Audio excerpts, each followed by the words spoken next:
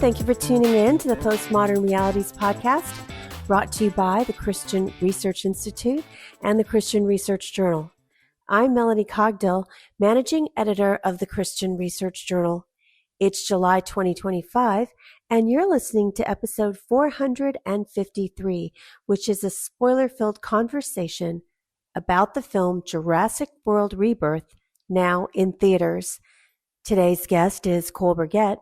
He is a graduate of Dallas Theological Seminary and the Moody Bible Institute. He teaches systematic theology and Bible exposition classes and writes extensively about theology and popular culture. Cole has written a film review for the Christian Research Journal, and his review is called Man Creates Something Worse Than Dinosaurs, a review of Jurassic World Rebirth. And you can read it for free at equip.org. That's EQUIP.org. Cole, it's good to have you back on the broadcast. Oh, it's good to be here. Thank you. Well, we're covering the first of the various different summer blockbuster series in the movie theaters. And the first of that is the Jurassic World movie, and it's called Jurassic World Rebirth. And it's part of some of the series that started way back when, I think, based on books in the 1990s. So we are 30 years into this particular film franchise. So what is this Jurassic Park franchise about? And as I said at the beginning of this interview, but we'll reiterate again, this is going to be very spoiler filled. So if you are having plans to see this film and don't want any spoilers, then you might as well put this one on pause and come back to it once you're done watching the film, because we are going to talk a lot about it. But give us the background on the entire Jurassic Park franchise. So the Jurassic Park series is at its core this story about the collision of, let's say, human ambition and the natural world. It's this cautionary tale, if you will, that's dressed up in blockbuster spectacle that asks and plays with the question, what happens when humanity plays God? And this central idea, which is drawn from Michael Crichton's 1990 novel, is sort of deceptively simple. It's very much what you would call high concept, where scientists use genetic engineering to bring dinosaurs back to life and then lose control of them. Like it's a very simple setup. It's interesting, but it's a simple setup. But thematically, the films explore, hubris, the illusion of control, morality, the unintended consequences of scientific progress, unchecked, that kind of a thing. And the original film, Jurassic Park, released in '93, directed by Steven Spielberg, was really a landmark moment for filmmaking as a whole. It was one of the first major films to use what they call CGI, or computer-generated imagery, in a way that was truly seamless. It married animatronics, which is a very old-fashioned style of movie making, where everything is built. Think of them as very, very expensive puppets. So it married animatronics and digital effects to create dinosaurs, recreations of dinosaurs that felt very, very real, and not just, visually, but physically, and the way that the actors interacted with them on screen. And audiences really hadn't seen too much like that up to that point. And it was, you can sort of think of that 1993 film as a bit of a turning point for visual effects. And it set a new standard for filmmaking that filmmakers are still chasing even today. Beyond the tech, though, Jurassic Park was powerful as far as its story goes because it was very mythic. It wasn't just a creature feature; it was a sort of modern fable. Characters like Dr. Ian Malcolm, who so memorably played by Jeff Goldblum in the original, and Richard Attenborough as John Hammond. They weren't plot devices, and they weren't stock types. Stock types aren't bad, but they weren't just stock characters. They were stand-ins for competing worldviews, right? Caution versus optimism, ethics versus enterprise, and the dinosaurs weren't the villains. They were just sort of the thing that motivated the plot, the thing that the story was revolving around. But the human characters and their pride became the real villains of the series. And that original trilogy continued with The Lost World in '97 and Jurassic Park 3 in 2001. Spielberg had a hand in '97's The Lost World, directed it. They brought back Ian Malcolm. Jurassic Park 3 was a little different. These sequels expanded the world. They introduced new settings. They leaned into adventure, survival, and the philosophical edge softened somewhat. But the central tension of can humans contain what they create remained. The series was dormant for a little over a decade. Finally, in 2015, the franchise was revived with Jurassic World, and I anticipate that most listeners will be most familiar with this second trilogy of films. Jurassic World, directed by Colin Trevorrow, and this new trilogy really leaned into the commercialization of science, depicting a fully functioning dinosaur theme park, sort of the ultimate realization of what the original movie set out to do, complete with these corporate sponsorships and engineered hybrids, like the infamous Indominus Rex from Jurassic World. The films became much louder, more action-oriented, more self-aware, which is a hallmark of storytelling in the 21st century, very self-aware stories. And they sort of openly embraced their role as blockbuster entertainment. But they continue to gesture toward the ethical dilemmas at the core of the franchise and the more interesting material. The sequel to Jurassic World was Fallen Kingdom, which came out in 2018, I think. And then the last film of that trilogy was subtitled Dominion.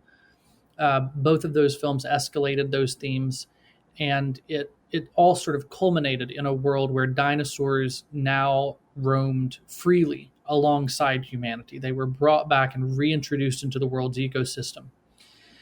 But with each entry, the series it also reflected evolving cultural anxieties about corporate power, anxieties about ecological collapse, the ethics of genetic manipulation. All of those ideas were sort of front and center in the last trilogy, and that brings us up to this year's Jurassic World Rebirth, which I would say in some ways acts as sort of a thematic bookend to the original. It sort of strips away some of the bombast that came in with the last trilogy to return to some of those moral questions that launched the franchise. What does it mean to create life? What happens when that creation goes awry? How do you live with the consequences? So to answer plainly, Jurassic Park is about, I guess you could say, the thrill of discovery and the terror that follows when we refuse to recognize our limits.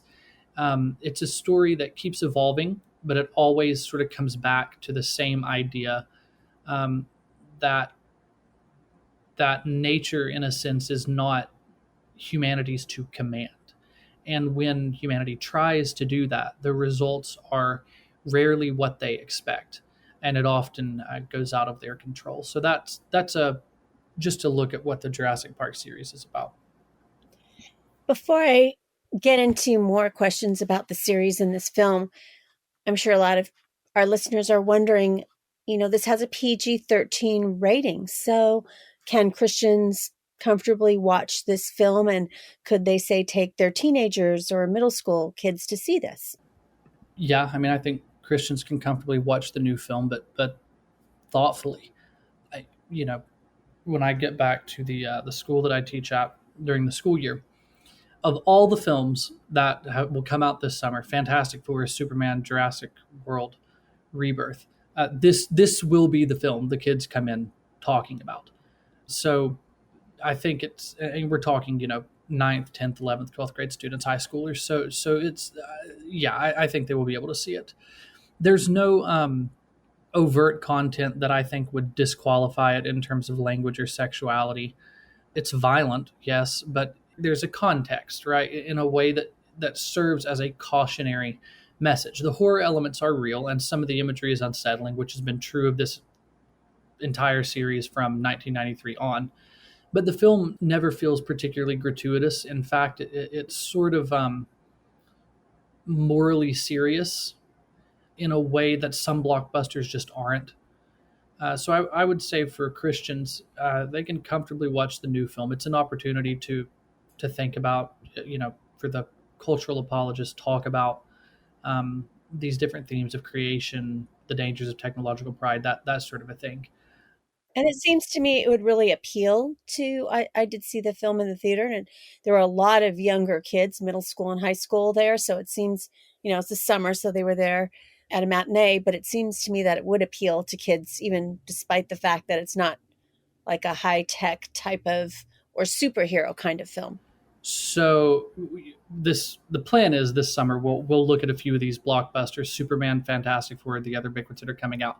And my prediction right now, I'm happy to be wrong about this, but my suspicion is that Jurassic World is going to do far better than anyone is anticipating, even with two major superhero films coming out in the same month as the Jurassic World film, for exactly the reason that you've said.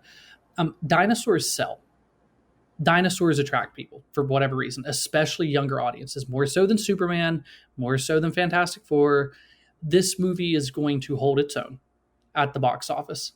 Again, even when faced with the Superman film, even when faced with another major Marvel film, this movie will do just fine. Probably better than people are anticipating, because dinosaurs appeal to children.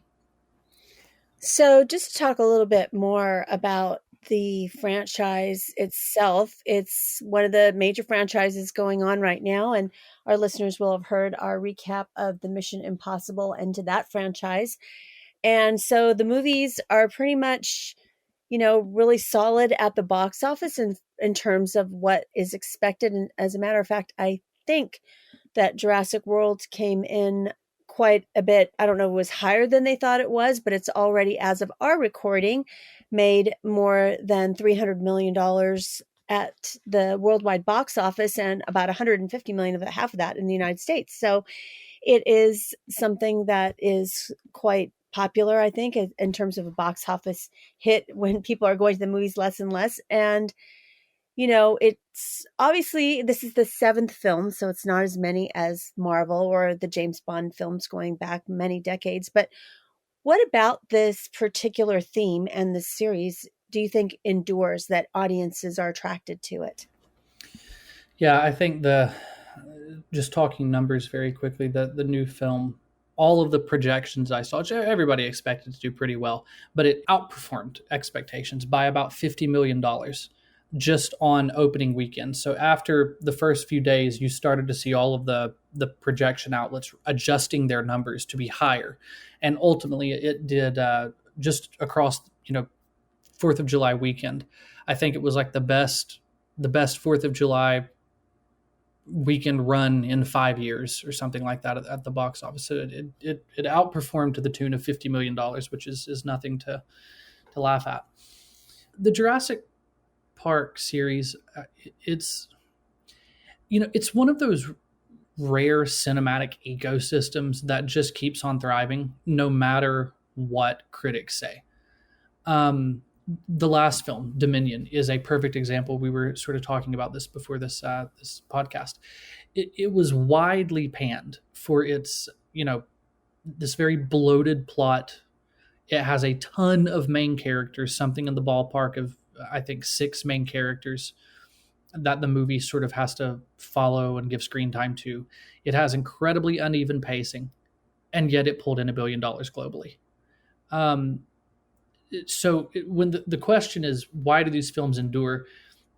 It is not that these movies just sort of, come lumbering back into theaters every few years and a few people see them. It's sort of a cinematic oddity today to have a film so widely panned, especially today where critical reviews do in fact matter. Maybe more so than even in the past because of things like Rotten Tomatoes. We've talked about this on this podcast before. When I have a very distinct memory of the day that I think it was in a Walmart, and I saw on the cover of a DVD that stupid little tomato that said, certified fresh, as if it's like giving me permission to like this movie, to buy this movie. And I remember seeing that and hating the idea that, we're really going to use this image of a tomato to tell people, okay, it's okay to like this movie. The world has said it's okay to like this movie. It's a good movie universally, that kind of stuff. It's nonsense to me. These are films that defy that. These are films that sometimes have shockingly bad reviews that still make $1 billion at the box office. So the question is why? Why do these films endure, and why are they sometimes underestimated? And I think, beyond just what we've talked about, the appeal of dinosaurs and that sort of a thing, which we can go into more later.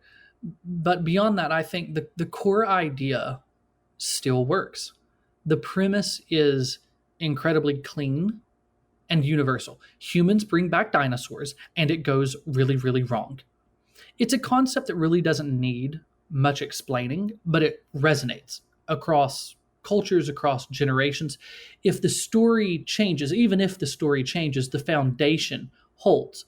And that's one of the reasons it's so critic proof. It delivers on a primal level. And then, as we said, dinosaurs themselves are a kind of cinematic cheat code. They appeal to everyone, but especially to kids. And there's this sort of built-in sense of wonder and terror that no amount of weak dialogue or convoluted subplots can completely dilute. People don't really go to these movies to watch a story. You know what I mean? They go to see something massive and ancient come to life with very good visual effects. And, regardless of the narrative and the characters and all of that kind of stuff, the franchise knows how to deliver those visual moments in a way that sticks with people. And it has done that pretty consistently since 1993. There's also, and it bears worth pointing out, a nostalgia factor that shouldn't be underestimated. The original Jurassic Park, as we said, is a cultural landmark. For many people, especially millennials, Gen Xers, it was their first brush with movie magic on a grand scale. So every new installment becomes a kind of pilgrimage back to that experience. Maybe a lot of people feel like they owe it to themselves to see the next Jurassic Park film. And I think that's especially true because there was such a dearth of these movies for about a 10, 15-year period in between Jurassic Park 3 and Jurassic World, which was another movie that came out of nowhere and absolutely, did fantastic at the box office. So even when these films stumble creatively, the audience connection to them remains very strong. And, I think the reason these films are sometimes underestimated is because they walk a line between serious themes and blockbuster spectacle. Critics are an interesting bunch. Critics often look for innovation or subversion. This is why you will see, amazing critical reviews for The Last Jedi and these horrendous audience scores. I mean, I can safely say, despite the fact that The Last Jedi receives, such accolades on a critical scale, there are very few people, can count them on one hand, that I have ever met and talked to who is like, oh yeah, I love The Last Jedi. I can safely say Most of the people that I have met hate that film with a primal level of can't stand to watch it again, will never watch it again, ruin Star Wars single-handedly, that kind of stuff. So critics often look for innovation or subversion with these big franchise movies, but the Jurassic films tend to reassert familiar patterns. Nature bites back, humans pay for their pride, the dinosaurs rule the screen, that kind of a thing. That repetition can feel safe or formulaic among critics, but to a global audience, it it comes across as mythic, and that's part of the appeal. These stories don't need to reinvent themselves every time. They just need to be exactly what audiences want them to be. They just need to remind people in very spectacular fashion that they're not in charge, and to do that through dinosaurs. So, yeah, it's a franchise that might not always impress critics, but it continues to draw massive crowds because it taps into awe and fear and nostalgia and spectacle all at once. And that's a winning combination that is really difficult to dismiss. I hope you have our other podcast, Christian Research Journal Reads, into your podcast feed, because we have so many different varieties of articles that are really popular on our website that we've made available to you as audio versions. And it's a great way to catch up on articles you might have missed over the years. The Christian Research Journal has been around for almost 50 years. And so we have so many resources, written resources, as well as different audio resources now, and we are heading towards 120 episodes of the Christian Research Journal Reads. So it's a lot of articles there for you as you commute or work out or walk your dog or whatever it may be when you listen to your podcast. So thanks for connecting with us there wherever you get your favorite podcasts. And don't forget to go to equip.org. Now that's where you're going to find the article that's related to this interview today with Cole Burgett, but also articles over the last almost 50 years, as I said, of journal articles that are a wealth of information.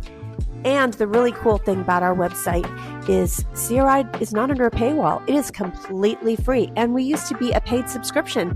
So please take advantage of all the resources there. We have resources from the Hank Unplugged podcast and the Bible Answer Man. And you can partner there with us as well by giving us a tip. If you happen to be on the Postmodern Realities podcast section of the website, just hit journal and you can see we have Christian articles, Postmodern Realities podcast, Christian Research Journal Reads, etc. And if you click on any one of those landing pages, then you will be able to find the link where you could give us a tip. So we would be grateful for that. And now back to my conversation about the Jurassic Park world, different films for the last 30 years with Cole Burgett. So we were at the beginning of the podcast, you're touching on some of the films, the original film, the first one, and the book it was based on in the early 90s, some of those themes. And you mentioned that they were mythic. So because of that, do you think that Christians can find a value in the Jurassic Park series? Absolutely. And not just value, but relevance. This series is a modern myth that really, in some sense, maps remarkably well onto a biblical framework, especially when it comes to the nature of creation, human limitation, moral responsibility, that sort of a thing. From a Christian perspective, the central conflict in these films is theological before it's scientific. It's about what happens when man rejects his role as steward and instead reaches for the role of creator. In Genesis, humanity is charged with the stewardship of the garden. But in Jurassic Park, that responsibility is thrown out the window. Life becomes something to manipulate, to monetize, to control. And that shift, right, from stewardship to domination is sort of exactly what Paul describes in Romans chapter 1, when he's talking about people exchanging the truth of God for a lie, becoming futile, dark, vain in their thinking. the result is deformation, not just moral confusion, but the unraveling of identity, the unraveling of purpose. And the dinosaurs in that sense aren't just creatures, but they're consequences. They represent what happens when people tamper with boundaries they were never meant to cross. It's that old idea that we've talked about on this podcast before in different capacities of forbidden knowledge. There are certain things humanity is just not meant to know. There are certain areas humanity is just not meant to tap into. And it's the Promethean story all over again. It's Frankenstein all over again. The destruction that then follows isn't random. It is a kind of poetic justice. Nature in the Jurassic Park films, it does not cooperate with human hubris. Once the reach exceeds the grasp, there are consequences, natural consequences. For Christians, this raises a very rich apologetic question. What is the source of moral limits? Why do we instinctively feel that some lines shouldn't be crossed? Why is it that when these characters in this new film are they're on this island, they're running from these dinosaurs, and then they find this lab where these experiments are being carried out on these different dinosaurs, and you're looking at these mutations, you're looking at these monsters, these things that just look unnatural. That something has gone awry, something has gone wrong. What does it say about us that we're so drawn to stories where humanity gets punished for overreaching? Why do we keep telling the story of Prometheus over and over and over? Why do we keep telling the story of Frankenstein over and over and over? What is the connection between these stories and monsters?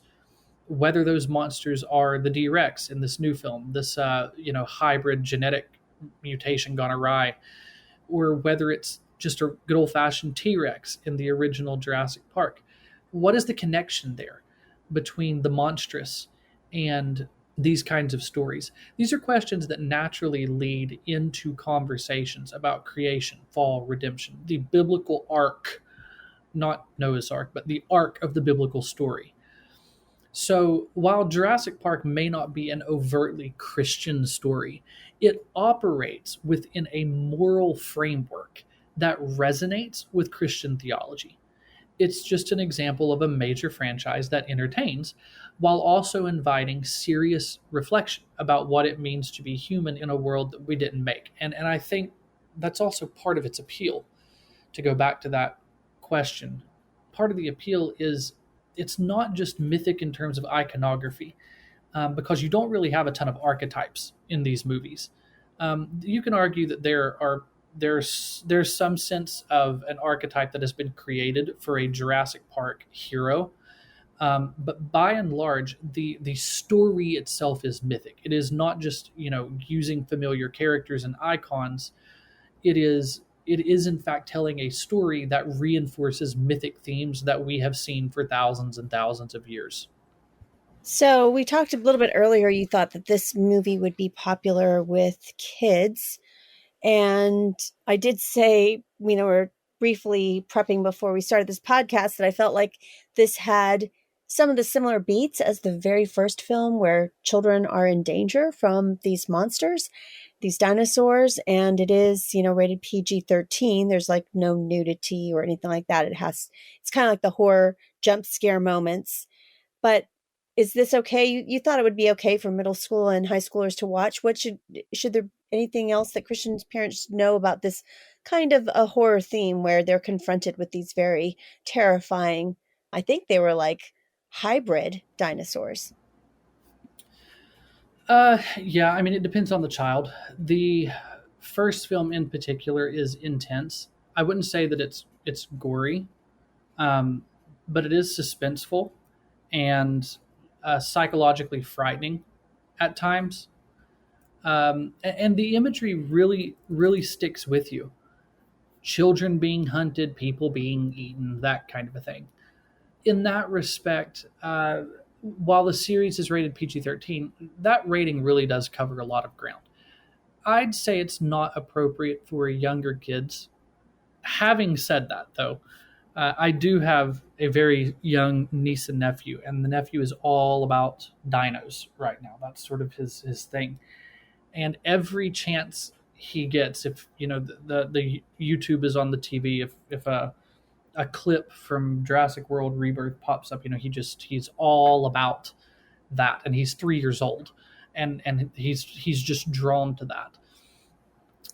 So I'd say, even though it's not appropriate for younger kids, it certainly holds an appeal to that age group. So parents need to watch the films first and make a judgment call based on their child's sensitivity to fear, not just violence.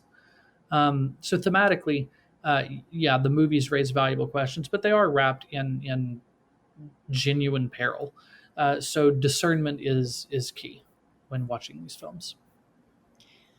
So I want to talk in particular about this new film, the 7th film, which is Jurassic World Rebirth.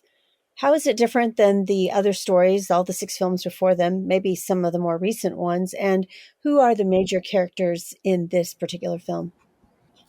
Rebirth picks up about 5 years after the end of the last film, which was called Dominion.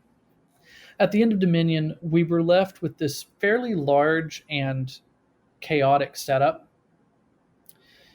Dinosaurs roaming freely in the modern world, and humans trying to adapt to this new environment. But perhaps unexpectedly, Rebirth doesn't really continue that global storyline. Instead, it pulls the focus in tight again. Back to an island, back to a smaller group of characters, and back to a more intimate, more suspense-driven setting.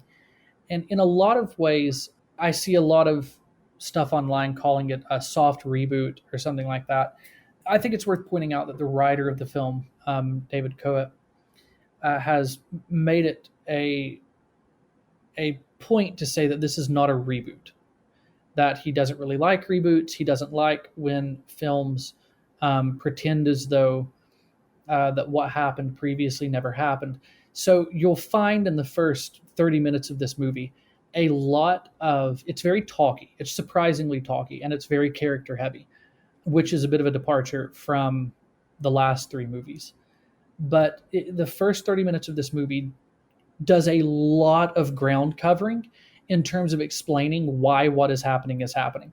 And there's a lot of, I guess what you could say, science or pseudoscience. I'm not an expert in these things. I don't know if it's accurate. I'm assuming it's probably accurate enough to pass the sniff test. But other than that, it's all just made up.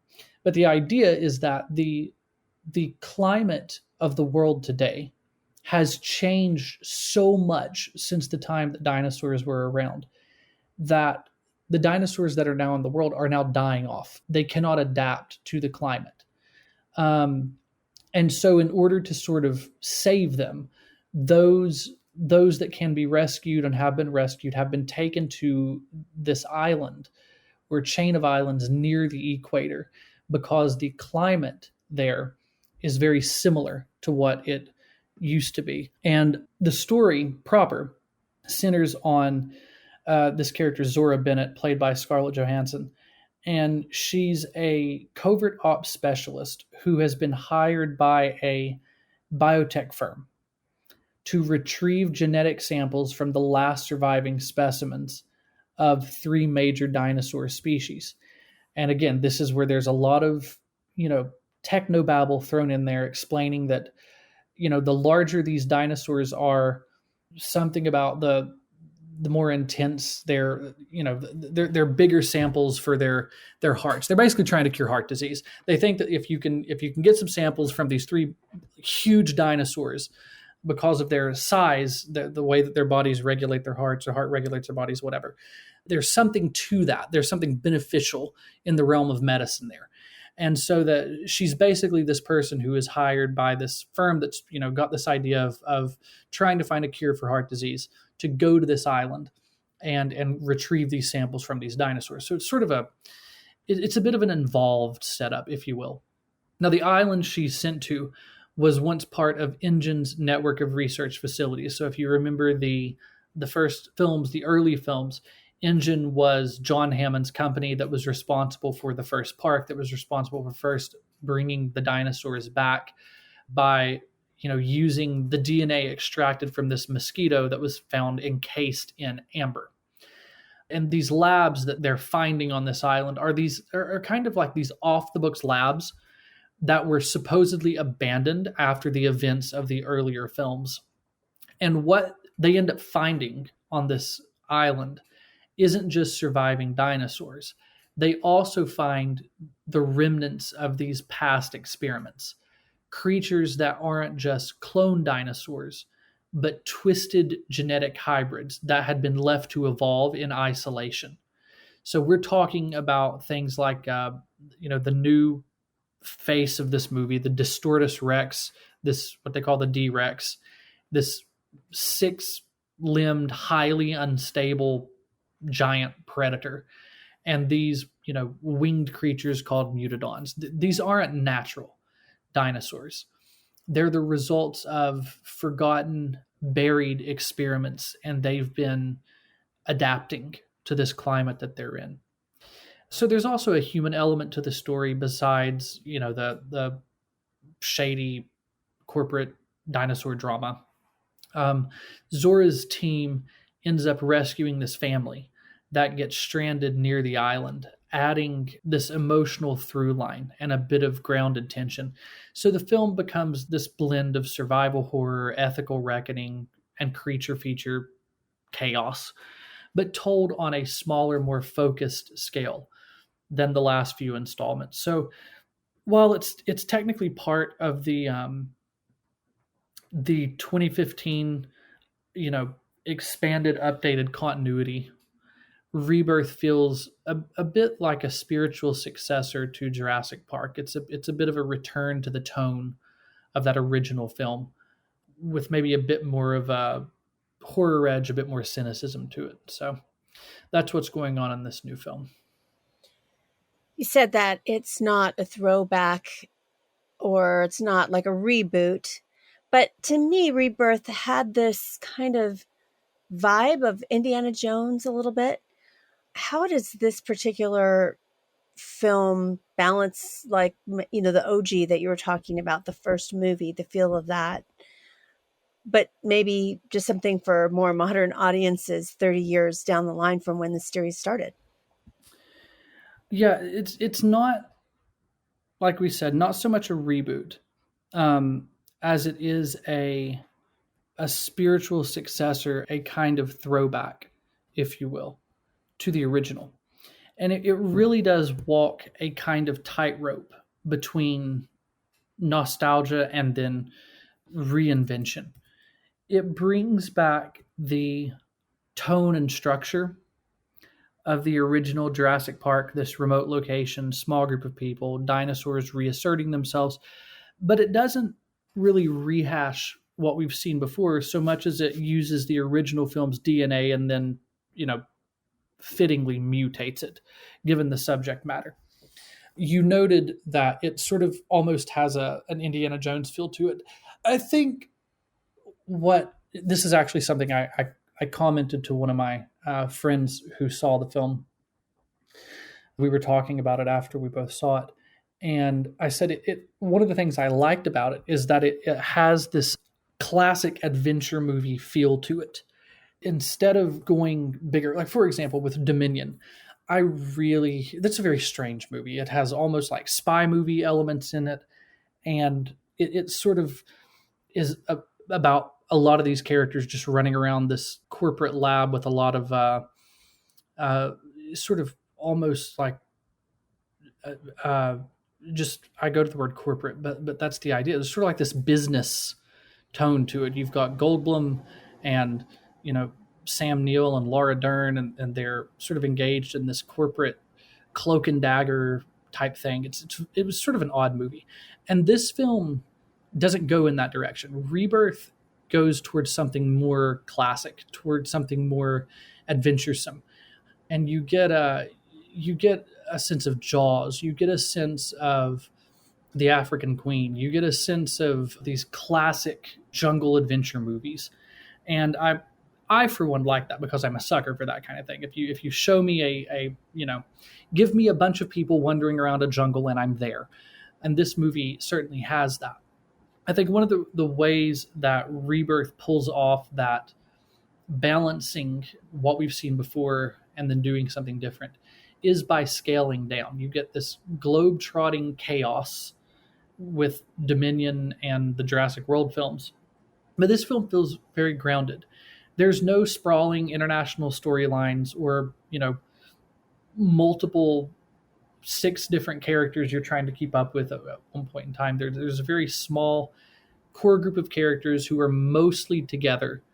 It's one island, it's one mission. There's a B plot that follows a family, but they intersect pretty heavily with the first storyline. And it's this slow build of tension. And that structure immediately recalls Spielberg's approach. Set up the environment, let the suspense grow, and then let things spiral. At the same time, Rebirth pushes the franchise's themes into a darker territory. I couldn't help but thinking as I was sitting there watching this film, and I think I note this maybe in the review I wrote, but one of the things I kept coming back to when watching it was there's a way in which this movie pays dividends to some of the dialogue that Ian Malcolm had in the first film. Ian Malcolm, and I'm assuming everyone's familiar with this. Ian Malcolm, of course, is the character played by Jeff Goldblum, very iconic in the first film, was the star of The Lost World, and came back in the Jurassic World, the last trilogy. He is a character who is a chaos theorist, and he's sort of brought in very early on to give his thoughts on this new venture called Jurassic Park, and he's sort of the guy who is very loudly against this because there's no way to actually control the kind of stuff that the scientists are tapping into. And he, very famously has, some classic lines from the first movie. He has a tit for tat exchange with John Hammond, who's the guy responsible for bringing the dinosaurs back. But one of the things that Malcolm is adamant about is that once you let the genie out of the bottle, it's really hard to put it back in again. And in Rebirth, this movie is not just about dinosaurs. The first one was. What Rebirth is about is what has gone on in the shadows while the world was distracted by the dinosaurs.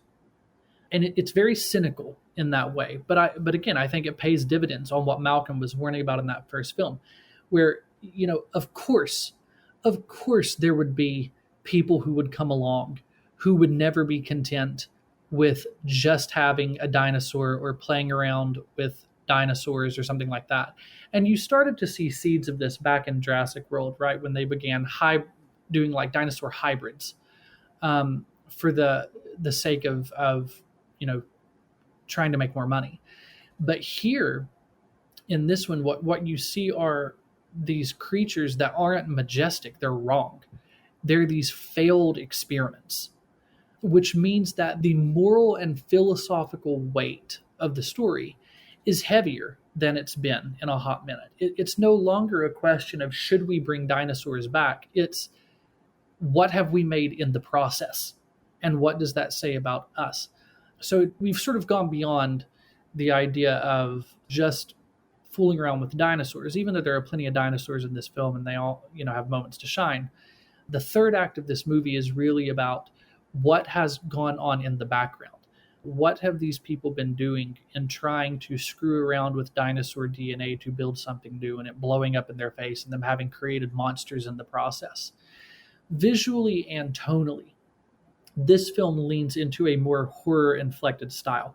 One of the most noticeable things about the Jurassic World films, and probably what made them so much money at the box office, is that they sort of went in the direction of louder, more action horror. Of course, the suspenseful horror elements are still there, but they were sort of loud, and the heroes were true heroes, and they're running around and they're riding motorcycles and all of that kind of stuff. This film is not that. It leans into a more Spielbergian style, and this is all very intentional. Gareth Edwards has talked at length about intentionally channeling Spielberg. But the lighting is moodier, the pacing is slower at first. The score even pulls from John Williams' original cues.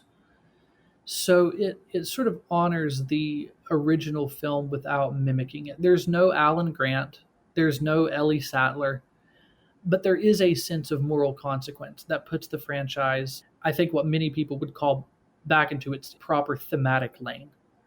So in a way, I would say Rebirth really succeeds because it remembers what Jurassic Park is about, not just dinosaurs, but limits. It brings back that fear of the unknown and then updates it for a world where scientific sins are no longer theoretical. They're embodied, they're monstrous, and they're out there. And this film is interested in playing in that territory. So are there any other themes that this particular film, Rebirth, expands on that the original series started?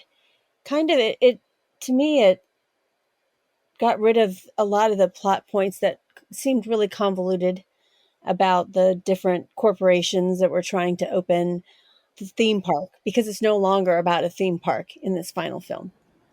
Yeah, it's... Well, I don't know it's a final film, let me just say, right. In the new film.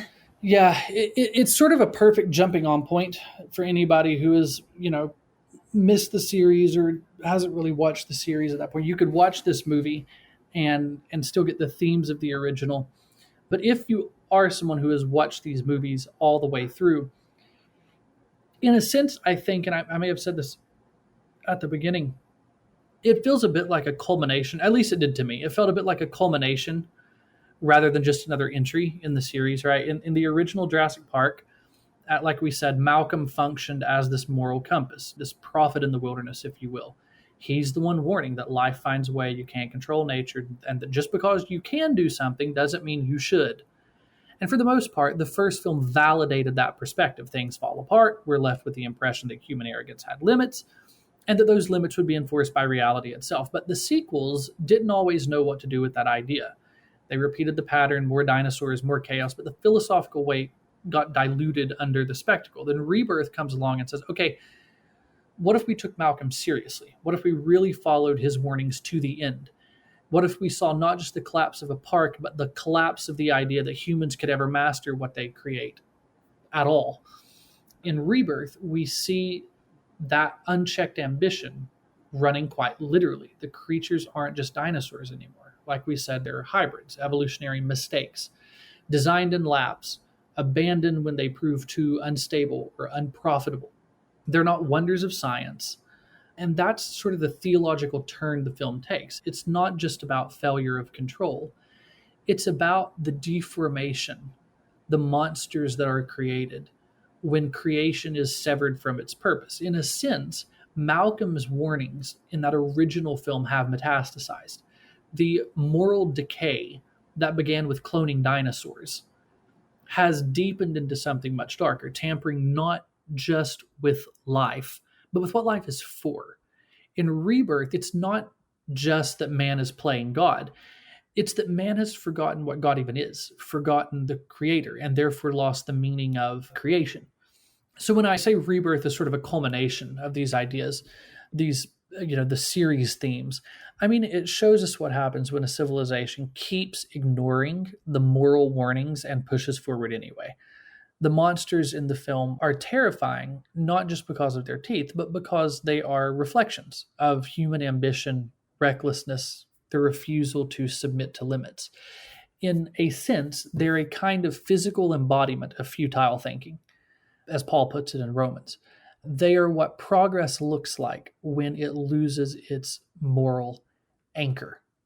And that's, what these Jurassic Park movies do so well, is they sort of say, this is what comes next when you don't listen. There's sort of a warning in that way.